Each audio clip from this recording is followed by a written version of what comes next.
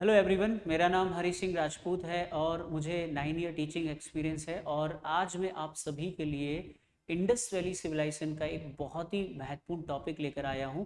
और इस टॉपिक में हम लोग बात करने वाले हैं इंडस वैली सिविलाइजेशन के नगर नियोजन यानी टाउन प्लानिंग के बारे में। जैसा कि आप सभी लोग जानते हैं कि इस टॉपिक से यूपीएससी और स्टेट पीएससी में हमेशा से क्वेश्चन पूछे जाते रहे हैं। इसीलिए आज हम लोग चर्चा करने वाले हैं हड़प्पा सभ्यता के टाउन प्लानिंग के बारे में। देखिए, हड़प्पा सभ्यता पूरी दुनिया में अपने टाउन प्लानिंग के लिए किस प्रकार जानी जाती थी, आइए हम इस पर चर्चा करेंगे। तो सबसे पहले, जैसा कि आप सब लोग जानते हैं कि हड़प्पा सभ्यता के काफ़ी सारे नाम हैं, जैसे कि भारत की पहली नगरीय सभ्यता है, ब्रॉन्ज एज सिविलाइजेशन यानी कांस्य युगीन सभ्यता है, सरस्वती सिंधु सभ्यता के नाम से भी जाना जाता है, इसे प्रोटो हिस्टोरिक सिविलाइजेशन यानी आद्य ऐतिहासिक सभ्यता भी कहा जाता है। तो ये सभ्यता के नाम हैं। और देखिए, इस सभ्यता के बारे में बहुत सारी इंफॉर्मेशन है जो 30 मिनट में आप लोगों को नहीं बताई जा सकती, क्योंकि ये वीडियो 30 मिनट का है। किसने खोजा था और कौन कौन इसके मेन स्थल थे, कहाँ तक इसका विस्तार था, ये सारी बातें हम बात करेंगे हमारे जो मेन टॉपिक है उसके बारे में। और आज का जो हमारा मेन टॉपिक है वो क्या है, सबसे पहले मैं आपको वहीं ले चलता हूँ, क्योंकि वो इम्पोर्टेंट है। सिंधु घाटी सभ्यता का नगर नियोजन यानी टाउन प्लानिंग। तो दोस्तों, हम सब जानते हैं कि सिंधु घाटी सभ्यता पूरी दुनिया में कुछ चीज़ों के लिए जानी जाती है, जिसमें से एक है यहाँ का टाउन प्लानिंग। यहाँ के टाउन प्लानिंग में खासकर कुछ बातें थी, जैसे कि सबसे इंपॉर्टेंट था नगरों के निर्माण में एक समरूपता थी। समरूपता का मतलब है एक जैसा ही डिजाइन सभी नगरों के निर्माण में प्रयोग किया गया था। दूसरी खास बात थी कि यहाँ पर जो सड़कें थी, सड़कों का एक तरीके से जाल बिछा हुआ था, जिसकी वजह से यहाँ पे ब्लॉक जैसे बने हुए थे, जिसे ग्रिड सिस्टम के नाम से जाना जाता है। तीसरी खास बात जो दुनिया की किसी सभ्यता में हमको देखने को नहीं मिलती है, साफ सफाई पर बहुत ज्यादा ध्यान दिया गया था। वाटर ड्रेनेज सिस्टम पूरा व्यवस्थित था। इसके साथ साथ ही वैज्ञानिक सोच का भी यहाँ पर हमको देखने को वैज्ञानिक सोच भी इनकी देखने को हमको मिलती है। तो क्या क्या इसमें हम लोग समझने वाले हैं, मैं आपको शॉर्ट में बता देता हूँ कि यह जो सभ्यता है सिंधु घाटी सभ्यता, ये विश्व की सबसे विकसित सभ्यताओं में से एक सभ्यता थी, जो अपने टाउन प्लानिंग के लिए जानी जाती थी। यहाँ के नगर निर्माण में एक समरूपता थी। समरूपता का मतलब है एक जैसे डिजाइन, एक जैसे नक्शे से ये बनाए गए थे।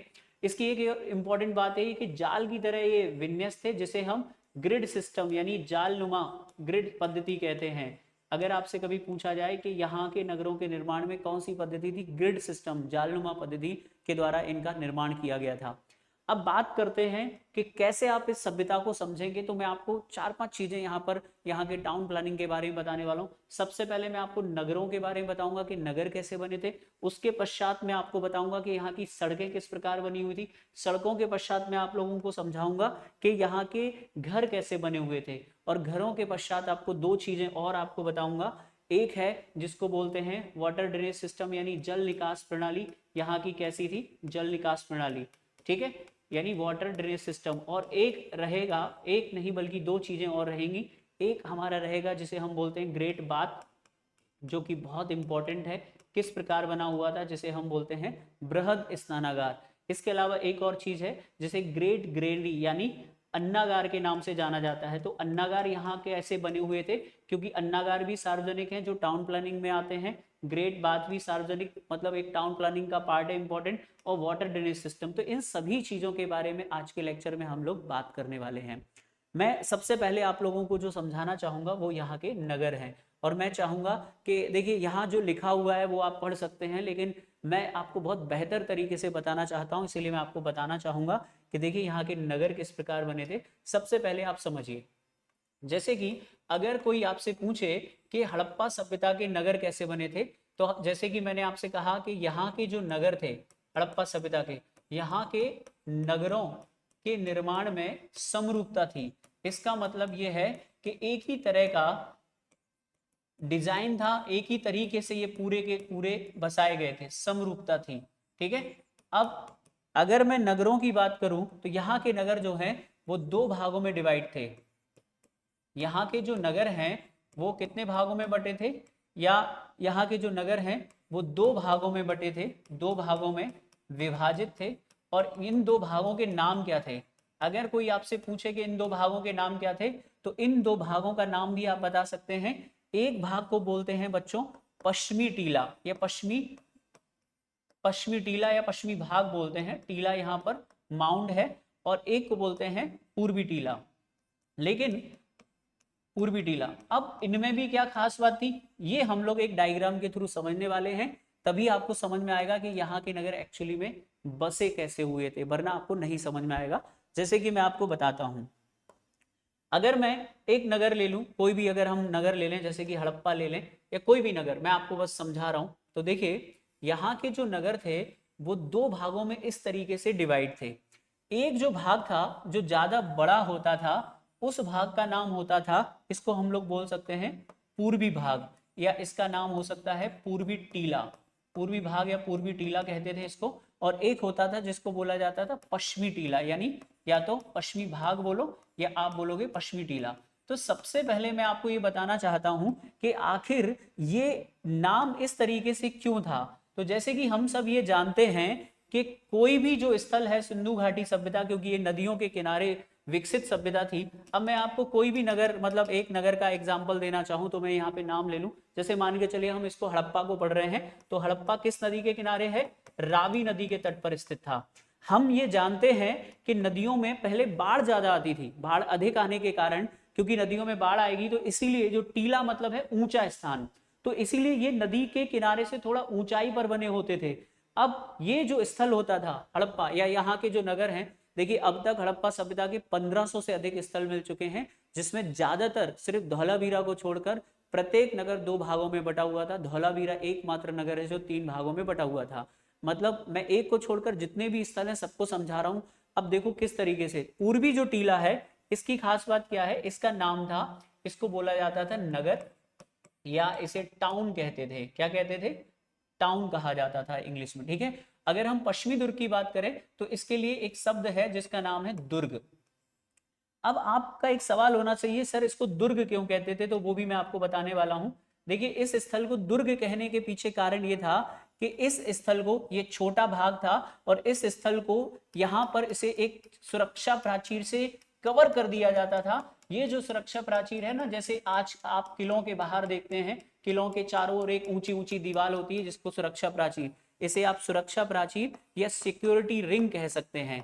अब ये जो सुरक्षा प्राचीर यहाँ पर क्यों होती थी, इसका कारण है कि इस वाले भाग में कौन रहता था, इस वाले भाग में प्रशासक, यानी जो यहाँ के राजा लोग थे, प्रशासक वर्ग था, वो रहता था। जबकि ये वाला जो भाग था, कौन सा वाला भाग, ये वाला भाग, इस वाले भाग में रहते थे आम लोग। आम लोगों में कौन आते हैं, आम लोगों में आते हैं जैसे कि श्रमिक हैं, व्यापारी हैं, शिक्षक हैं। तो कौन कौन रहता था, श्रमिक, ठीक है, व्यापारी, शिल्पकार, शिक्षक, हम जैसे लोग सभी के सभी इस भाग में रहते थे, ठीक है। अब अगर इसमें से कुछ बेसिक से सवाल बने तो मैं आपको जरा ध्यान से सुनना है आपको। अगर आपसे पूछा जाए कि इन दोनों में ज्यादा ऊंचा कौन सा था, देखने में अभी आपको बराबर लग रहे हैं, क्योंकि जो दुर्ग होता है वो हमेशा ज्यादा ऊंचा होता था, तो ये जो है अपेक्षाकृत अत्यधिक ऊंचा होता था। यानी कौन सा भाग अधिक ऊंचा होता था दोनों में से, तो ये वाला भाग। अगर आपसे पूछा जाए सुरक्षा प्राचीर किस भाग में होती थी, तो पश्चिमी भाग में सुरक्षा प्राचीर होती थी। अगर आपसे पूछा जाए कि प्रशासक वर्ग कहाँ रहता था, तो प्रशासक वर्ग रहता था पश्चिमी भाग में, ठीक है। तो ये कुछ विशेष बातें हैं, ठीक है। अब देखिए कभी आपने देखा है किसी साधारण व्यक्ति के घर में सीसीटीवी कैमरे सुरक्षा पे ध्यान दिया जाए, गार्ड खड़े हो, नहीं। लेकिन अगर आप देखेंगे जो अमीर लोग होते हैं, राजा महाराजा मंत्री, उनके यहाँ गार्ड भी होते हैं, सीसीटीवी कैमरे भी होते हैं। तो ये जो क्राइटेरिया मैंने आपको बताया है, ये 1500 में से एक को छोड़ना है आपको। वो कौन सा है, धौलावीरा, जो 3 भागों में बटा था, उन सभी पर ये आप बता सकते हैं आसानी से।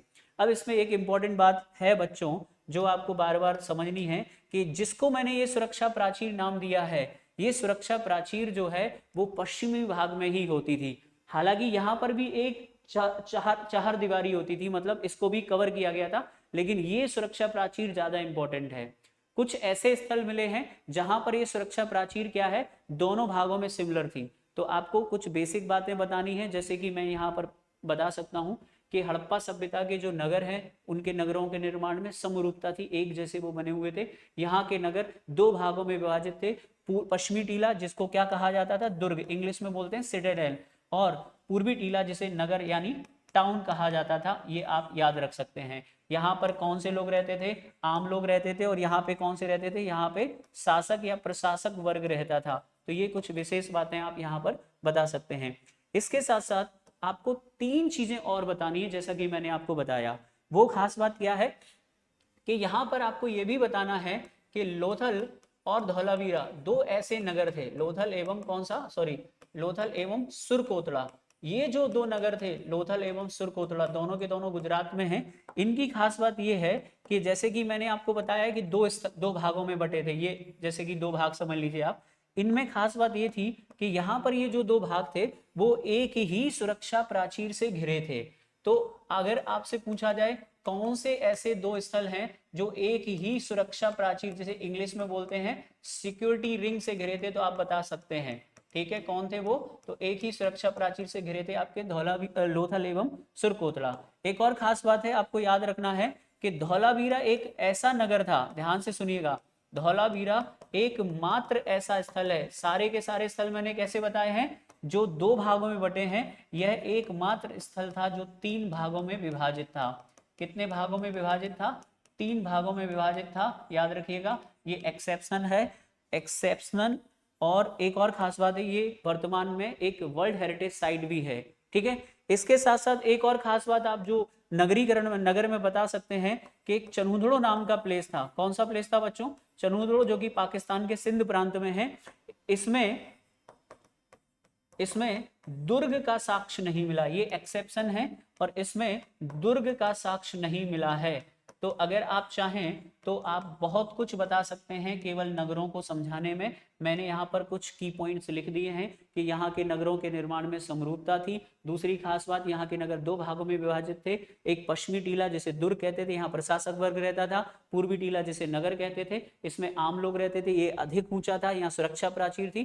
खास बातें जो थी मैंने बता दी। 2 नगर लोथल एवं सुरकोतड़ा एक ही सुरक्षा प्राचीर से घिरे थे, धौलावीरा एकमात्र जो 3 भागों में विभाजित था, और चनूदड़ो, इसमें दुर्ग का साक्ष्य नहीं मिला है।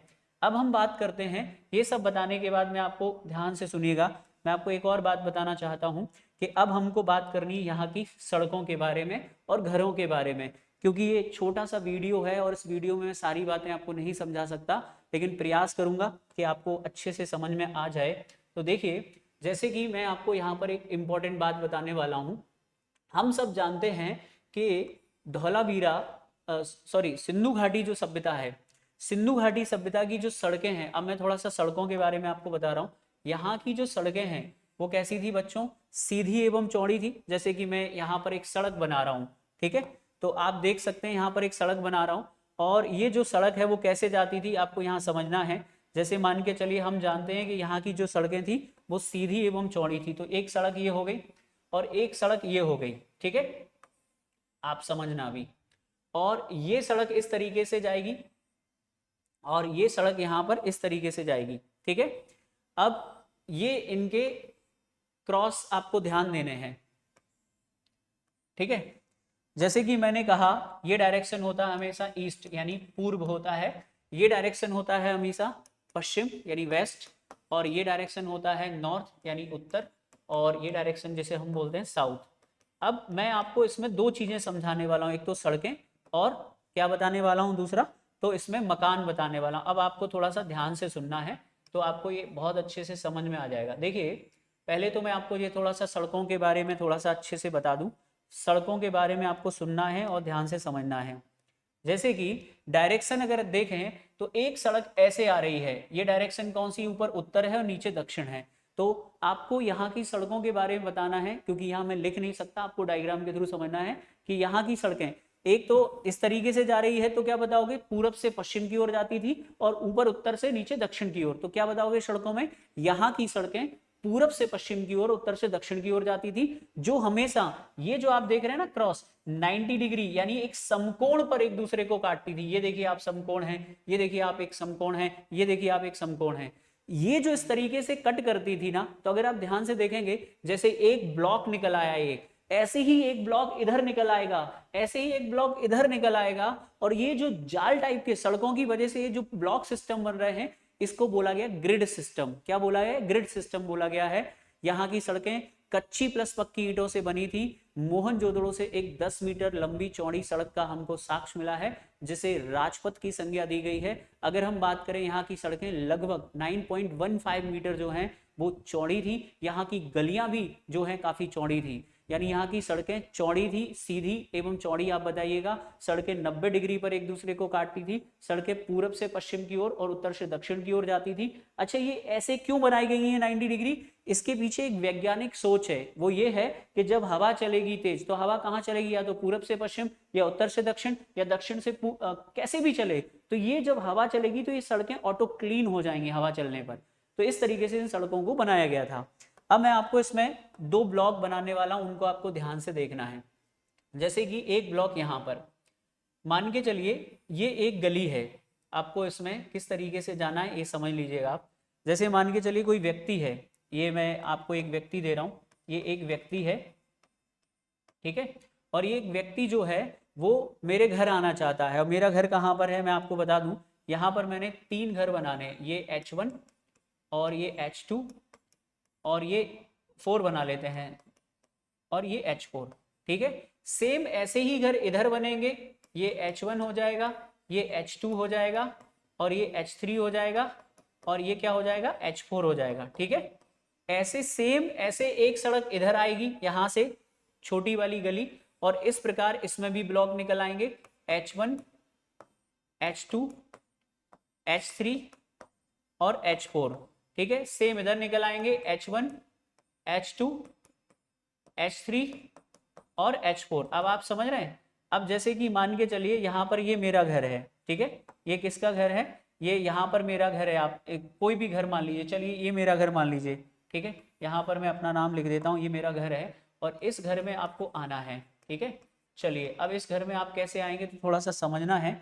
ये जो आप घर देख रहे हैं ये गली पर है, कहाँ पर है, गली पर। आपने शायद सभी लोगों ने एक क्वेश्चन पढ़ा होगा कि यहाँ के घरों के दरवाजे मुख्य सड़क की ओर नहीं खुलते थे। जैसे फॉर एग्जाम्पल ये भैया है, अगर इस भैया को मेरे घर आना है तो या तो घूमकर कहाँ जाएगा, ऐसे आएगा इस गली से, क्योंकि यहाँ का एंट्रेंस ये रहा, इसके अलावा कोई एंट्रेंस नहीं था, ये इसका एंट्रेंस है। आपको लग रहा होगा क्या ये यहाँ पर जो मुख्य सड़क है यहाँ पर इन्होंने घरों के दरवाजे, बिल्कुल नहीं, यहाँ पर घरों के दरवाजे बिल्कुल नहीं। घरों के दरवाजे कहाँ खुल रहे हैं, तो देखिए ये घरों के दरवाजे मैं इस कलर से बना रहा हूँ, ये इस घर का दरवाजा है, ये इस घर का दरवाजा है, ये इस घर का दरवाजा है, ये इस घर का दरवाजा, ठीक है, समझ में आ गया। तो ये इस तरीके से आप मेरे घर आ सकते हैं। उम्मीद है आपको मेरी बात समझ में आ गई होगी। अब मैं कुछ बातें और बताने वाला हूँ जिससे शायद आपको और भी चीजें समझ में आ जाए। तो ये 2 गली थी, यानी अगर आपसे पूछा जाए क्या हड़प्पा सभ्यता के घरों के दरवाजे मुख्य सड़क पर खुलते थे, नहीं। मेन सड़क कहाँ है बच्चों, तो ये रहा आपका मेन रोड, क्या बोलते हैं इसको, इसको बोलते हैं मेन रोड। ये रहा आपका मेन रोड, ठीक है। किसी का भी घर का दरवाजा मेन सड़क पर नहीं खुलता था, केवल एक्सेप्शन है क्या, लोथल। लोथल एकमात्र ऐसा स्थल है जिसके घरों के दरवाजे मुख्य सड़क पर खुलते थे। उसके पीछे भी रीजन है, क्योंकि लोथल एक इंडस्ट्रियल सिटी थी, लोथल एक पोर्ट सिटी थी जहां पर व्यापार का केंद्र था, इसीलिए लोगों ने घरों के दरवाजे मुख्य सड़क पर खोले थे। आप जानते हैं कि आज के टाइम में लोग घरों को मुख्य सड़क पर बनाते हैं जिससे कि वहां पर वो दुकानें वगैरह चला सकें। तो इस प्रकार आप ये देख सकते हैं। अब इसमें क्या क्या है थोड़ा सा और समझ लो। जैसे कि एक घर में पहली चीज तो घर के अंदर क्या क्या बना होता था, आपको ये भी बताने वाला हूं सड़कों के बाद, ध्यान से सुनना। प्रत्येक घर में बना होता था एक आंगन, और कम से कम नहीं तो कम से कम किसी घर में 2 कमरे, किसी घर में 3 कमरे, और हाईएस्ट 5 कमरों वाले घर मिले हैं। और कुछ घर 2-2 मंजिल बने थे। गुजरात से एक 13 कमरों वाला घर मिला है लोथल से, क्योंकि लोथल एक व्यापारिक नगर था, बड़े पैसे वाले लोग गुजरात में रहते थे, ठीक है। तो 3 कमरे नॉर्मल, 3 से 5 कमरे होते थे। एक होता था यहाँ पर किचन, ये किचन हो गया, और एक बना होता था बाथरूम, ठीक है। अब आपका एक सवाल होना चाहिए कि सर ड्रेनेज सिस्टम किस तरीके से था। अब घर को अगर एक्सप्लेन करना, जैसे मैंने आपको सड़कों को समझा दिया, सड़कों के बारे में 4-5 बड़ी बातें जो आपको याद रखनी है। सड़कें पूरब से पश्चिम, उत्तर से दक्षिण की ओर जाती थी, 1 पॉइंट। नंबर 2, सड़कें सीधी एवं चौड़ी थी जो 90 डिग्री पर यानी समकोण पर एक दूसरे को काटती थी। तीसरा पॉइंट, सड़कों के निर्माण में कच्ची प्लस पक्की ईंटों का प्रयोग किया गया था। चौथा पॉइंट, पक्की ईंटों से बनी एक सड़क हमको मोहनजोदड़ो से मिली जिसे राजपथ की संज्ञा दी गई है, जो 10 मीटर लंबी एवं चौड़ी है। चौथा इंपॉर्टेंट पॉइंट आपको याद रखना है कि यहाँ के घरों के दरवाजे मुख्य सड़क पर नहीं खुलते थे, कहाँ खुलते थे, गलियों में। जैसे एक ब्लॉक ये बना हुआ है पूरा का पूरा, ऐसे ही एक ब्लॉक इधर बना होगा, एक ब्लॉक। इस पूरे सिस्टम को ग्रिड सिस्टम कहा गया है। क्या कहा गया, ग्रिड सिस्टम। अब घरों के बारे में आ जाइए, क्या है, प्रत्येक घर में 3 से 5 कमरे होते थे, एक आंगन। ये क्या है बच्चों, एक आंगन होता था, एक क्या है स्नान, ये रसोई घर है, और एक स्नान घर यानी बाथरूम होता था। अब इसमें मैं ड्रेनेज को समझाने वाला हूँ। जैसे कि मुख्य परीक्षा में पूछा जा चुका है कि यहाँ के टाउन प्लानिंग से वर्तमान में क्या इम्पैक्ट या वर्तमान में प्रभाव को आप बताइए। तो मैं जैसे आपको समझाने का प्रयास कर रहा हूँ, ध्यान से सुनना। जैसे कि मैंने आपको बताया कि प्रत्येक घर का जो ड्रेनेज है कहाँ जाएगा, देखो ये मेन सड़क है, तो मेन सड़क पर क्या होने वाला, मैं आपको नाली समझाने वाला हूँ यानी ड्रेनेज। देखिए जैसे आज मेन सड़क पर ही एक सीवर लाइन बनी होती है, क्या बना होता है, सीवर लाइन। तो जैसे कि ये एक सीवर है यानी एक मेन नाली है जिसमें पूरे शहर की गंदगी जो है आने वाली है, ठीक है। तो अब ये शहर की नाली जो है मुख्य सड़क पर निकली हुई है, और प्रत्येक घर से क्या निकलने वाला है, ये इस घर की नाली है, देखो ये इस घर का क्या है, ये इस घर की मोहरी है जो इससे कनेक्ट कर दी, ये इस घर की मोहरी है जो इससे कनेक्ट कर दी, यानी पानी जो है सीधा गंदा इसमें जाएगा, मेन जो नाली है उसमें जाएगा। इस घर की ये हो गई, और इस घर की क्या हो गई, ये हो गई। ऐसे ही ये जो ड्रेनेज है अगर आप ध्यान से देखें, क्योंकि प्रत्येक सड़क पर था, तो ये ड्रेनेज ऐसे भी आएगा जो इससे कनेक्ट होगा, ठीक है। और यहाँ के जो नाली यहाँ के जो घरों के गंदा पानी वो ऐसे निकलेगा, यहाँ के घरों का पानी ऐसे निकलेगा, और यहाँ के घरों का पानी ऐसे निकलेगा। तो अब समझना क्या है आपको, देखिए इनकी वैज्ञानिक सोच देखिए कि जो मुख्य नाली होती थी इसको हम बोल सकते हैं मुख्य नाली। ये शहर की क्या है बच्चों, ये शहर की मुख्य नाली है बच्चों, ठीक है।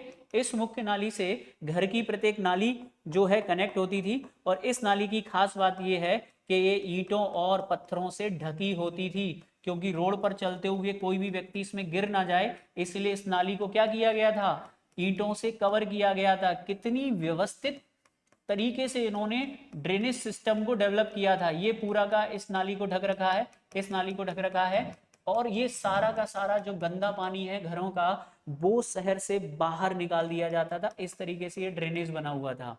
अब इसमें एक और खास बात है, जैसे आपने देखा होगा आज के टाइम में जो सीवर होता है हमारा, जो मेन सड़क पर होता है, उसमें बीच बीच में क्या बने होते हैं, चैम्बर बने होते हैं। ऐसे ही इन लोगों ने यहाँ पर मेन होल दे रखे थे एक निश्चित डिस्टेंस पर। जैसे एक यहाँ बना है, इसको आप हटाकर यहाँ की गंदगी साफ कर सकते हो। एक यहाँ पर बना हुआ है, इसको हटाकर आप यहाँ की गंदगी साफ कर सकते हो। एक यहाँ पर बना हुआ है, एक यहाँ पर बना हुआ है, इनको बोला गया मेन होल। हिंदी में आप सोखते बोल सकते हैं। क्या बोला गया, मेन होल। इनसे क्या होता था कि इन ढक्कनों को हटाकर इन नालियों को क्लीन किया जा सकता था। तो अभी आपको चार चीजें मैंने इसी में समझा दी हैं, क्योंकि समय थोड़ा सा हमारे पास कम है। एक आपको नगर बता दिए, नगर कैसे बने थे, सड़कों के बारे में बता दिया, घर के बारे में पूरा बता दिया। प्रत्येक घर में 3 से 5 कमरे होते थे। बहुमंजिला घर भी मिले हैं, क्योंकि कुछ घरों में सीढ़ियां मिली हैं। लोथल से एक 13 कमरों वाला घर मिला है। तो इससे पता चलता है कि यहाँ पे बड़े बड़े घर भी बने हुए थे। कुछ ऐसे घर थे जिनके प्रत्येक घरों में कुएं बने थे, जैसे मोहनजोदड़ो और कालीबंगा से ऐसे घर मिले जहाँ के हर घर में कुआं बना हुआ था, ठीक है। एक किचन बनी होती थी जिसे रसोई घर कहते हैं, और एक स्नान घर होता था। और घर से निकलने वाला जो गंदा पानी है वो सड़क की मुख्य नाली से कनेक्ट होता था। ड्रेनेज सिस्टम, यानी अब मैं बात कर रहा हूँ यहाँ के जल निकास प्रणाली के बारे में। तो आप बताना है, सिंधु घाटी सभ्यता का जो जल निकास प्रणाली है वो बड़ी ही सुव्यवस्थित थी और अच्छी थी। यहाँ पे साफ सफाई का समुचित ध्यान रखा गया था। जैसे कि मैं आपको बता रहा हूँ कि एक मुख्य नाली थी जो सड़क पर गुजरती थी, और जिसमें घरों की छोटी छोटी नालियां कनेक्ट होती थी, और इस मुख्य नाली के द्वारा शहर की गंदगी को बाहर कर दिया जाता था। इस मुख्य नाली में बीच बीच में क्या बनाए गए थे, मेन होल बनाए गए थे, जो ईंटों से ढके होते थे, ईंटों और पत्थरों से, जिन्हें हटाकर गंदगी को, जैसे कई बार होता है ना कचरा भर जाता है, कई बार जैसे आज के टाइम में होता है ना चैम्बर हटाकर सफाई की जाती है, तो इस प्रकार इसमें मेन होल बनाए गए थे। तो ये पूरा का पूरा जो ग्रिड है ना, जैसे ये एक तरीके का ब्लॉक हो गया, इसके बगल में एक ब्लॉक हो गया, इस तरीके के ब्लॉक सिस्टम हमको यहाँ देखने को मिलते हैं। तो ये आपको सिंधु घाटी सभ्यता के कुछ चीजें मैंने आपको यहाँ पर समझा दी। इसके अलावा, क्योंकि सीमित समय है इसलिए मैं आपको थोड़ा सा यहाँ बता रहा हूँ। अब हमारे पास कुछ समय बचा है जिसमें मैं आपको एक इम्पॉर्टेंट बात बताने वाला हूँ। जैसे कि मैंने आपको बताया, यहाँ पर एक और खास बात हमको मिली है जिसको मैं यहाँ नाम दे रहा हूँ ग्रेट बाथ। ध्यान से सुनना आप, ग्रेट बाथ। ग्रेट बाथ यानी इसको हिंदी में बोलते हैं बृहद स्नानागार। बृहद स्नानागार, इसको भी समझ लीजिए आप। ये किस तरीके से बना हुआ था, ध्यान से देखना। डायरेक्शन ये फिर से उत्तर है, और ये फिर से क्या है, दक्षिण है। यहाँ पर हम सीढ़ियाँ बनाने जा रहे हैं। सबसे पहले देखिए, ये बनी थी सीढ़ियाँ, कुछ इस प्रकार से सीढ़ियाँ बनी थी, ठीक है, कुछ इस प्रकार से क्या बनी थी, सीढ़ियाँ बनी थी। यहाँ पर भी ऐसे सीढ़ियाँ बनी थी। यानी अगर कोई आपसे पूछे कि इस कुंड में जो ग्रेट बाथ बना था, इसमें बीच में था कुंड, ये रहा कुंड यहाँ पर, यानी इसमें क्या भरा है, जल भरा है। अब ये क्या बनाई है मैंने आपको, सीढ़ियाँ बनाई हैं बच्चों, क्या बनाई हैं, सीढ़ियाँ। तो कोई आपसे पूछे कि अगर आप इसमें एंटर करना चाहते हैं तो या तो दक्षिण से सीढ़ियों से जा सकते हैं या उत्तर से जा सकते हैं। अब इसको भरा कैसे जाएगा, तो इसके पास में एक कुआं बना होता था, वेल, और इस कुएं के पानी के द्वारा जो है इसको फिल किया जाता था, ठीक है। और जब पानी इसमें हजारों लोग जब नहा लें तो यहाँ से इस पानी को निकाल कर, ये जल निकास था, जल निकास बना हुआ था, यहाँ से इस पानी को, गंदे पानी को यहाँ से क्या कर दिया जाता था, बाहर कर दिया जाता था। इसके साथ साथ इसके चारों ओर कमरे बने हुए थे, जिन्हें कुछ को चेंजिंग रूम बताया गया है और कुछ को पुरोहित आवास बनाया गया, इस तरीके से। तो इस तरीके की इमारत उस जमाने में बनाना, ये अपने आप में एक आश्चर्य की बात थी। इसीलिए J.L. मार्शल, जो कि उस समय प्रभारी थे, इन्होंने एक बात कही, इन्होंने कहा कि तत्कालीन विश्व का यह तत्कालीन विश्व का यह तत्कालीन यह तत्कालीन विश्व का एक आश्चर्यजनक निर्माण है। क्या है, यह तत्कालीन विश्व का एक आश्चर्यजनक निर्माण है। तो किसने इसे एक तत्कालीन विश्व का एक सार्वजनिक जनक निर्माण कहा, याद रखिएगा, J.L. मार्शल। इसका एक और खास बात है, कभी पूछा जाए इसका इस्तेमाल किसमें किया जाता था, ये क्यों था ये, तो ये पूजा के लिए, जल पूजा का एक बहुत बड़ा साक्ष्य है। यानी किसी भी अनुष्ठान के समय, ठीक है, किसके समय बच्चों, अनुष्ठान के समय इसका प्रयोग किया जाता था। जैसे हमारे देश में एक परंपरा है ना, कोई भी फेस्टिवल हो तो स्नान करने की परंपरा है। जैसे संक्रांति हो, कोई भी हो, तो हम गंगा नदी में या जो हमारे गाँव के आसपास जो कुंड, तालाब या नदियाँ बनी उसमें स्नान करने की परंपरा है। तो ये हमारा ग्रेट बात है। इसकी अगर मैं लंबाई चौड़ाई की बात करूं तो वो भी मैं आपको बता सकता हूं, लगभग 2.5 मीटर ये गहरा था, ठीक है, 7.01 मीटर ये लंबा था। इस तरीके से आप इसको याद रख सकते हैं, क्योंकि मैं आपको एक और चीज़ बताने वाला हूँ, इसीलिए थोड़ा सा इसको समय हमारे पास कम है। इसके अलावा अगर हम बात करें तो हमको यहाँ पर अन्नागारों का भी साक्ष्य मिला है। अन्नागार, बड़े बड़े अन्नागारों का साक्ष्य मिला है, विशाल अन्नागार जिनको बोलते हैं, इंग्लिश में बोलते हैं ग्रेट ग्रेनरी, ठीक है। सबसे बड़ी जो ग्रेट ग्रेनरी है वो हमको मिली है कहाँ से, मोहनजोदड़ो से मिली है। कहाँ से मिली है बच्चों, मोहनजोदड़ो से मिला है या मिली है। और ये लगभग 45.71 मीटर लंबा और 15 पॉइंट कुछ 15 मीटर लिख देता हूं मैं, जो है चौड़ा था, ठीक है, याद रखिएगा। और इसकी खास बात यह है कि जो फ्लीट महोदय हैं बच्चों, कौन, फ्लीट के अनुसार यह मोहनजोदड़ो की सबसे बड़ी इमारत है। तो मोहनजोदड़ो की सबसे बड़ी इमारत किसे कहा है, यह मोहनजोदड़ो की सबसे बड़ी इमारत है। किसने कहा है ये भी बता दिया, ठीक है, तो ये आप याद रख सकते हैं। हाँ, इसका जो मीटर है 15.23 मीटर है, 23 मीटर, ठीक है। तो इस प्रकार अगर आप ध्यान से सुने, थोड़ा सा मैंने अभी जल्दी में करवाया है क्योंकि एक समय सीमा हमारे साथ है। अगर आप ध्यान से देखें तो अगर आप समझ पाए होंगे तो आपको क्या क्या समझाना है यहाँ पर। अगर आपसे कोई यहाँ की टाउन प्लानिंग के बारे में पूछता है तो आपको कुछ विशेष बातें समझानी है। जैसे सबसे पहले आपको समझाना है, मैं ये पढ़ के बता देता हूँ, नगर। क्या लिखा है कि यहाँ के जो नगर हैं यहाँ से 2 भागों में डिवाइड होते थे, ठीक है। पूर्वी दिशा को जो है उसको नगर या आवास क्षेत्र के नाम से जाना जाता था, पश्चिमी टीले को दुर्ग या गढ़ी के नाम से जाना जाता था, ठीक है। यहाँ के जो स्थल का पश्चिमी भाग है इसमें सुरक्षा प्राचीर, जिसे मैंने आपको समझा दिया। तो ये सारी बातें आप लोगों को यहाँ डायग्राम के थ्रू मैंने आपको बता दी। नगर आप एक्सप्लेन कर सकते हैं, नगर के बाद आप क्या एक्सप्लेन कर सकते हैं, इस डायग्राम में जो मैंने आपको समझाया, इस डायग्राम में आपको 3 चीजें समझाई हैं। इस डायग्राम में आपको सड़कें भी बता दी हैं, सड़कों के साथ साथ ये डायग्राम में घर आपको समझा दिया है, और नालियाँ यानी जल निकास, वाटर ड्रेनेज सिस्टम जो था, ये 3 चीज़ें मैंने आपको यहाँ पर एक्सप्लेन की हैं। इसके साथ साथ दो चीजें और आपको एक्सप्लेन की हैं। एक यहाँ का ग्रेट बात, जैसे जेएल मार्शल ने तत्कालीन विश्व का आश्चर्यजनक निर्माण कहा। ये रूम बने हुए थे, एक इन्हें चेंजिंग रूम कहा गया है, कुछ ने इन्हें पुरोहित निवास के रूप में कहा है, और कहीं पर इनके बारे में बताया गया है कि हॉट बाथ लेने का भी यहाँ पर सिस्टम बना हुआ था। देखिए उस जमाने में जब पूरी दुनिया बिना कपड़ों के घूमती थी, इस तरह की इमारत बना देना, जैसे आजकल के स्विमिंग पूल है कि पानी कैसे भरा जाएगा, गंदा पानी कैसे निकाला जाएगा, दो जगह से आप एंटर कर सकते हैं, साउथ से सीढ़ियों से उतर सकते हैं, उत्तर से उतर सकते हैं, तो इस तरीके की व्यवस्था। और जगह जगह हमको क्या मिले हैं, अन्नागार मिले हैं। हड़प्पा से भी हमको एक अन्नागार का साक्ष्य मिला है बच्चों। कहाँ से? अगर मैं बात करूं हड़प्पा से, तो हड़प्पा से भी छः छः की पंक्ति वाला, क्या बच्चों, छः छः की पंक्ति वाला 12 कमरों का अन्नागार मिला है। 12 कमरों का अन्नागार का साक्ष्य हमको मिला है। और भी कई जगह से मिले, लेकिन ये दो बड़े फेमस है जिनके बारे में आपको याद रखना है।